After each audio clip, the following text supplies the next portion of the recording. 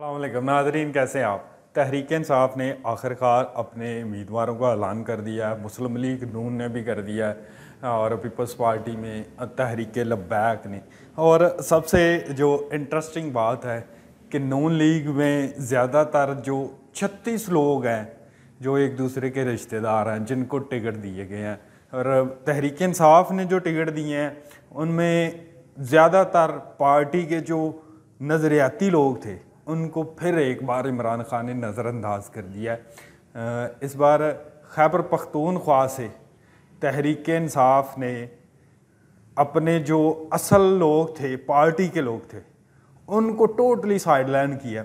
और इसकी अहम वजह ये है कि मरवत ने टिकट बेचे हैं और गंडापुर ने पैसे पकड़े हैं।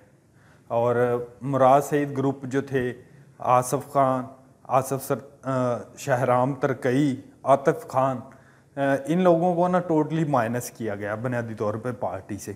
इनके जो बड़े कैंडिडेट्स थे उनको भी टिकट नहीं दिए गए। तहरीक इंसाफ ने पंजाब में जो टिकट दिए हैं वो भी एक समझ लें कि नामालूम लोग हैं, इतने तगड़े कैंडिडेट नहीं हैं।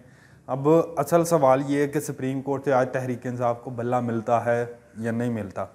बल्ला तब मिलेगा, कल असल सवाल जनाब इलेक्शन कमीशन के जो वकील हैं जहांगीर जादून, उनकी तरफ से जो उठाया गया था वो सबसे अहम क्वेश्चन था कि तहरीक इंसाफ ने सबसे पहले बैरिस्टर गौहर इनके थे पार्टी के चीफ इलेक्शन कमिश्नर, उन्होंने इस्तीफ़ा दिया और उनकी जगह पर ही नियाज़ुल्लाह नियाज़ी को चीफ इलेक्शन कमिश्नर तैनात कर दिया। जबकि इलेक्शन कमीशन के वकील के मुताबिक कि पार्टी के जो चीफ इलेक्शन कमिश्नर भी होते हैं उनका भी तकर्रर नहीं होता, नामजदगी नहीं होती, इंतखाब किया जाता है। तो पार्टी ने, तहरीक इंसाफ ने नियाज़ुल्लाह नियाज़ी का सिर्फ तकर्रर किया था, नामजदगी की थी, इंतखाब नहीं कराया था। सबसे वैलिड पॉइंट जो ये है। और दूसरे नंबर पे तहरीक इंसाफ के पार्टी इलेक्शन में कौन कौन लोग उम्मीदवार थे और जो जीते हैं उनके मद्दे मुकाबल कौन थे।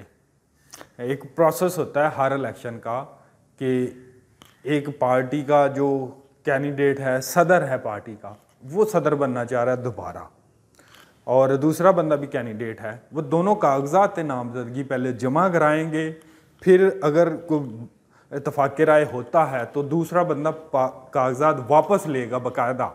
पहले वो जमा कराएंगे फिर वापस लेंगे। उसके लिए फिर एक पार्टी में एक अहम शर्त ये भी होती है कि पार्टी के बैलेट पेपर पर दोनों बंदों के नाम भी लिखे होने चाहिए। आपने वोट करना है ना, मेंबर हैं जो पार्टी के, उन्होंने वोट करना है, एक सदर को, चेयरमैन को मुंतखब करना है, तो उसके लिए आपको वोट भी डालना पड़ना है ना, उसके लिए आपको बैलेट पेपर छपाने पड़ेंगे। और तहरीक इंसाफ ने अपने कोई बैलेट पेपर भी नहीं छपाए। सबसे अहम बात यह है कि पार्टी इलेक्शन के लिए तहरीक इंसाफ ने बैलेट पेपर भी नहीं छपाए और टोटली ये सिर्फ एक प्रेस रिलीज़ के लिए सही लोगों का इंतखाब कर लिया और इलेक्शन हो गया। और कल जस्टिस मुसर्रत हलाली साहिबा, उन्होंने भी बड़ा क्वेश्चन रेज़ किया है कि पाकिस्तान की सबसे बड़ी जो पार्टी डिक्लेयर करती है ख़ुद को तहरीक इंसाफ, उसने चिमकनी नामी एक गुमनाम गांव में इलेक्शन करवाए हैं। ये साबित होता है कि तहरीक इंसाफ बड़ी पार्टी नहीं थी, एक गुमनाम पार्टी ने गुमनाम गांव में ही अपना इलेक्शन करवाया और फिर वो फेक इलेक्शन से बल्ले का निशान भी पार्लियामेंट से ही मांग रही है, सुप्रीम कोर्ट से ही मांग रही है, इलेक्शन कमीशन से ही बल्ला मांग रही है, जबकि इलेक्शन ही फेक करवाए हैं। अब अहम सवाल ये है कि पाकिस्तान में अगली गवर्नमेंट किसकी बनेगी। अभी तक तो बज़ाहिर नज़र आ रहा है कि नवाज़ शरीफ जो हैं वाज़ेह अक्सरियत से गवर्नमेंट बनाएंगे और उनकी जो गवर्नमेंट होगी वो बड़ी स्ट्रॉन्ग होगी। नवाज़ शरीफ की हिस्ट्री है, उन्होंने कभी कमज़ोर हुकूमत नहीं ली। नवाज़ शरीफ जब भी इक़्तिदार में आए एक बड़े और मजबूत ताकतवर मैंडेट के साथ इक़्तिदार में आए हैं।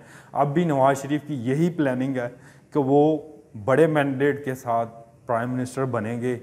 नवाज़ शरीफ बड़े मैंडेट के साथ प्राइम मिनिस्टर बनते हैं तो ही वो डिलीवर करते हैं। अगर नवाज़ शरीफ डिलीवर करता है तो पाकिस्तान आगे बढ़ता है। इंशाल्लाह अगले वीलॉग में दोबारा मिलेंगे। अपना ख्याल रखिएगा।